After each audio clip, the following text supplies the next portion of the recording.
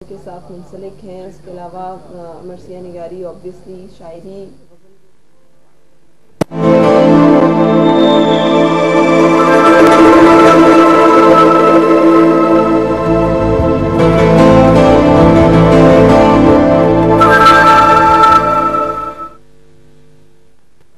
جی sorry آواز کی میرا خیال آپ تک پہنچ نہیں پا رہی تھی جس کی وجہ سے ہمیں کچھ دیر کے لیے رکنا پڑا.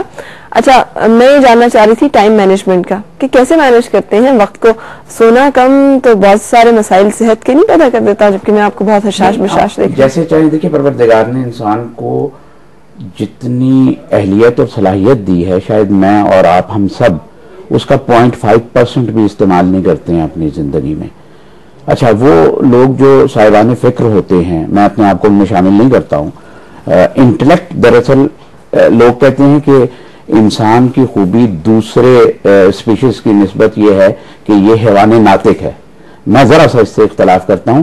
انسان کی جو عظمت اور بڑائی ہے وہ اس کا انٹلیکٹ ہے جو پروردگار عالم نے اور کسی اسپیشی کو نہیں دیا.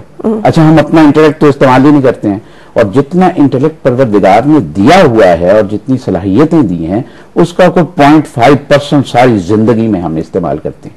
اچھا جیسے میں نے آپ کو کہا کہ جتنی چیزیں آپ نے میرے بارے میں بتائیں اس سے ہٹ کے اور چیزیں مثلا گھر کا گھاس کاٹنا جن ملکوں میں ہم رہتے ہیں وہ ہر کام آپ کو اپنے ہاتھ سے کرنا پڑتا ہے. نہ پی اے کا کوئی سسٹم ہے نہ کوئی آپ کی مدد کرنے والا ہے نہ خالو چاچا ہے کوئی. بچوں کی پرورش بچوں کو پالنا مثلا کچن کا کام میں میرا خیال ہے 80% کرتا ہوں کیونکہ ہم میاں بیوی دونوں کام کرتے ہیں. اور یہ نہیں کہ لندن میں جا کے یہ عادت پڑی. یہ عادت مجھے یہیں سے تھی اور پتہ نہیں آپ کو شاید خوشی ہو یا نہ ہو میرا مردوں سے شدید اختلاف اس بات پہ رہتا ہے کہ بھی جب آپ کی بیوی آپ کے ساتھ اکنامک شیئر کرتی ہے تو آپ اس کے ساتھ گھر شیئر کیوں نہیں کرتے ہیں. کئی لوگ تو دوست یہ کہتے ہیں کہ گرم روٹی کے لیے ہم نے شادی کی ہے تو اسے میں کہتا ہوں ملازمہ رکھ لو بیوی رکھنے کی کیا ضرورت ہے اس کے لیے.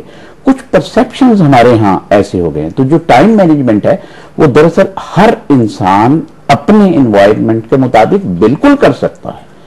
میں ذاتی طور پر یہ سمجھتا ہوں کہ زندگی جینے کے لیے ہے اس کے بعد پھر سونا ہی سونا ہے. میرا ایک شعر ہے کہ مر کے بھی دیکھ لیا شور تھا احباب کا وہ اپنی قسمت میں کہاں چین سے سونا یارو. 2.5-3 گھنٹے میں سمجھتا ہوں بہت ہوتا ہے. آپ اپنے جسم کو عادی کر لیتے ہیں. اچھا میں بالکل مجھے کبھی بھی احساس نہیں ہوتا کہ میں تھکا ہوا ہوں یا یہ اصل میں عادت مجھے صحیح طور پر 89 میں جاپان میں پڑی تھی. 4 سال کے لیے میں ریڈیو جاپان میں کنسلٹنٹ کے طور پہ گیا تھا. تو چونکہ اکیلا تھا تو سوچا یہ کہ بجائے اس کے کہ سڑکوں پہ گھوما جائے اور پروردگار کی کائنات کو حسن کے اس اینگل سے دیکھا جائے اس وقت کو اپنے لیے صرف کیا جائے. تو اس میں یہ ہوا کہ زیادہ جاگنا زیادہ کام کرنا زیادہ لکھنا. جیسے میرے مرثیے کا پہلا مجموعہ شاید جاپان میں چھپنے والا واحد مجموعہ ہے ابھی تک اردو کا وہ 90 میں جاپان میں ہی آیا تھا وہیں چھپا تھا وہیں سے جاری ہوا تھا. تو ٹائم مینجمنٹ جیسے آپ چاہیں ویسے کر سکتے ہیں. اچھا تو کون سی چیز زیادہ دل کو بھاتی ہے؟ ایک چیز ہوتی ہے نا جو آپ کے دل کے قریب ہوتی ہے. غزل بھی آپ لکھتے ہیں مرثیہ نگاری بھی کرتے ہیں. اصل میں دیکھیے میں ذاتی طور پر جیسے بہت سی چیزوں میں اختلاف کرتا ہوں میں اس کا حامی نہیں ہوں. ادب لٹریچر ایک کلی دنیا ہے. جیسے زندگی ایک پیکج ہے. یہ کوئی سیلڈ باؤل نہیں ہے کہ اس میں سے آپ کو بین اچھے لگتے ہیں تو نکال لیجئے اور آلو اچھے لگتے ہیں تو وہ ایک ٹوٹل پیکج ہے. زندگی کو پیکج کے طور پر اسی طرح لٹریچر جو ہے وہ کوئی زندگی سے کٹ کے چیز نہیں ہے. یہ تو ہمارے ہاں کچھ روایات ایسی بن گئی کہ ہم شاعر ادیب کو کوئی دنیا سے کٹا ہوا آدمی سمجھتے ہیں. میں نے کہیں لکھا تھا کہ میرے دوست احباب مجھے شاعر نہیں مانتے کیونکہ یہ اس صورت میں نہیں ابھی تو بال کچھ بڑھ گئے تو اس وقت میں نے لکھا تھا ایک تو میں بال کٹواتا ہوں دوسرا نہاتا ہوں اور تیسرے پان نہیں کھاتا. تو یہ تینوں عیب میرے میں نہیں ہے اس لیے شاعر نہیں ہوں میں. ہم نے کچھ پرسیپشنز بنا لی ہیں. کچھ شاعرہ نے خود بھی یہ کیا کہ صبح آدمی گھر سے نکلا سبزی لانے کے لیے شعر سنانے بیٹھ گیا شام تک گھر والے بھی بھوکے ہیں. ایسا نہیں ہے. دیکھیے شاعری ڈسپلن ہے. آپ قافیے ردیف بحر ترنم کے اندر ایک چیز کو تخلیق کرتے ہیں. اب اس چیز کو تخلیق کرنے والا آدمی خود ڈسپلن سے آ رہی ہو یہ تو بالکل امپاسبل سی چیز ہے. لہذا میرا اپنا فلسفہ ذاتی یہ ہے کہ شعر کہنا اور شاعر ہونا دو الگ چیزیں. شعر ہر آدمی کہہ سکتا ہے شاعر ہر آدمی نہیں ہو سکتا. اور کیا فرق ہے؟ شاعر تو ویژن ہے.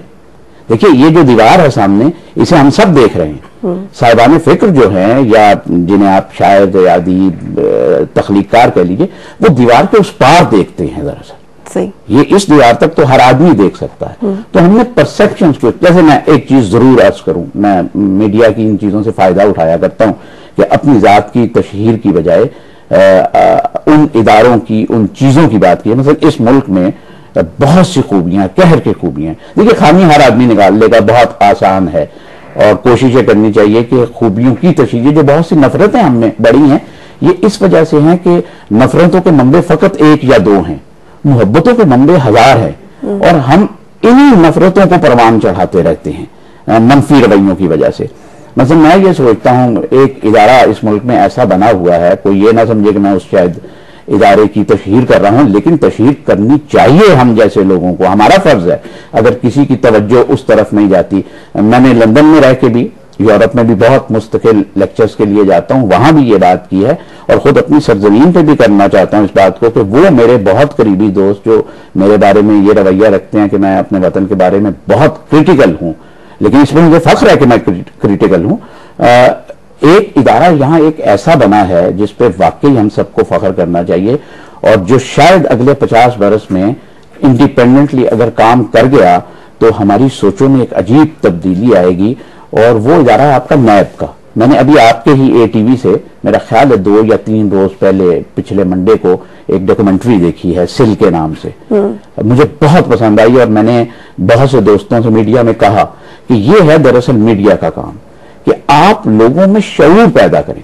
دیکھیے رشوت دنیا کے کسی کونے سے ختم نہیں ہو سکتی, یہ ایک بیسک مٹی سے نکلی ہوئی پرابلم ہے, اور جو جبلت میں انسان کی اللہ تعالیٰ نے چیزیں جیسے محبت ہے, نفرت ہے, جو آدمی یہ کہے کہ مجھ میں نفرت نہیں ہے وہ جھوٹ بول رہا, اور جو کہے میں فقط محبت ہی محبت ہوں وہ بھی جھوٹ ہے. دراصل پروردگار نے آپ کی جبلت میں یہ چیزیں رکھ کر آپ کو امتحان میں ڈالا ہے. جانور کا کوئی امتحان نہیں ہے, وہ میرا اور آپ کا امتحان اس لیے ہوگا کہ ہمیں عقل دی گئی.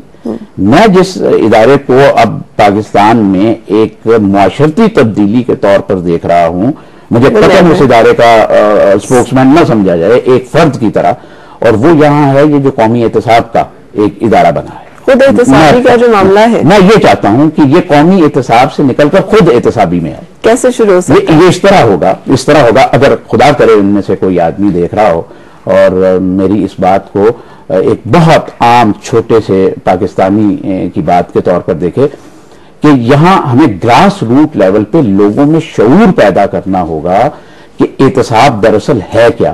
میرا دل چاہتا ہے اگر مجھے علم ہوتا تو میں حضرت علی علیہ السلام کا وہ خط لے کے آتا جو جب مالک بن اشتر کو کوفے کا گورنر مقرر کیا تھا تو حضرت علی نے ایک خط انہیں لکھا تھا کہ بہترین گورننس کیا ہے. اس کا پہلا اور مین جو فکرہ ہے وہ یہی ہے کہ اشتر جب قانون بناؤ تو وہ قانون عوام اور خواص کے لیے الگ الگ نہ ہو, اور جب قانون بناؤ تو کوشش کرو کہ سب سے پہلے خود اس پہ عمل کرو. دراصل جو مثال سیٹ ہوتی ہے وہ اوپر سے سیٹ ہوتی ہے. اب اس ادارے کی کچھ چیزیں میں نے لندن میں رہ کے بھی دیکھی ہیں, خبروں سے چونکہ منسلک ہیں تو پڑھتے رہتے ہیں. اس کی انڈیپینڈنس کے ساتھ تک ہے مجھے نہیں علم, لیکن ابھی تک جو کچھ کام ہوئے ہیں وہ اس جانب جانے چاہیے کہ عوام میں شعور پیدا کیا جائے کہ رشوت جو ہے وہ پیسہ نہیں ہے. یہ جو ذہنی رشوت